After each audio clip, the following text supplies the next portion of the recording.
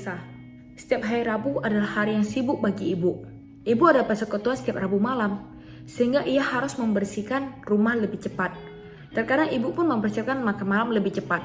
Padahal Rabu pagi, ibu bekerja di rumah, menjahit sampai punggungnya sakit. Namun ibu selalu bekerja keras.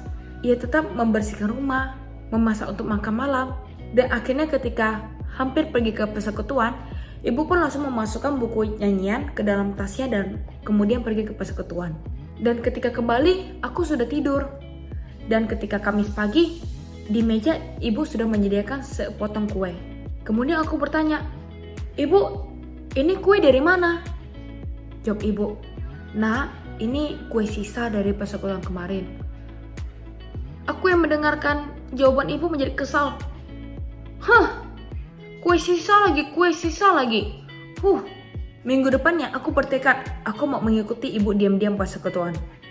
Setelah ibu pergi persekutuan, aku di belakang mengikuti ibu. Kemudian ibu pun masuk ke dalam gereja. Aku mengintip ibu dari jendela. Ketika persekutuan dimulai, ada paduan suara.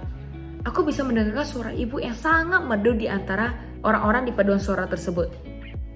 Setelah paduan suara, ibu pun duduk di sudut ruangan. Ibu tampak sangat cantik. Setelah mendengarkan khotbah dari Pak Pendeta, akhirnya persekutuan pun sudah mau selesai. Dan di meja panjang, sudah tersedia berbagai macam kue.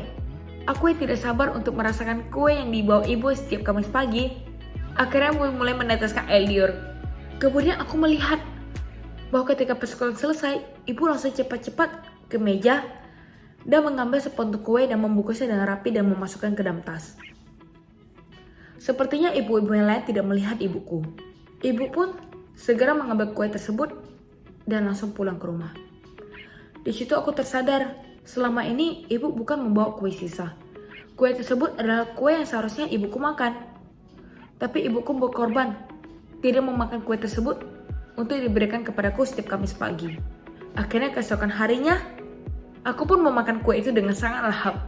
Karena aku sadar, itu bukan kue sisa, tapi ibuku berkorban demi kebaikanku. Adik-adik, cerita tadi ada cerita dari sudut pandang seorang anak yang melihat ibunya. Ibu itu berkorban, yang seharusnya kue itu untuk ibu tersebut yang makan, tapi ia tidak makan untuk diberikan kepada anaknya. Orang tua sangat mengasihi kita adik-adik. Orang tua begitu banyak berkorban untuk anak-anaknya. Seperti itu juga Tuhan Yesus. Karena kasihnya yang sangat dalam kepada kita, ia rela berkorban. Ia mati di kayu salib untuk menebus dosa-dosa kita. Karena kasih Tuhan Yesus kepada kita, ia rela berkorban demi kita. Orang tua juga, karena kasihnya begitu dalam, ia rela berkorban untuk kita. Mari adik-adik kita menghargai pengorbanan Tuhan Yesus dalam hidup kita. Dan sebagai ucapan syukur kita menghidupi hidup kita dengan menjadi anak yang baik. Anak yang melakukan firman Tuhan.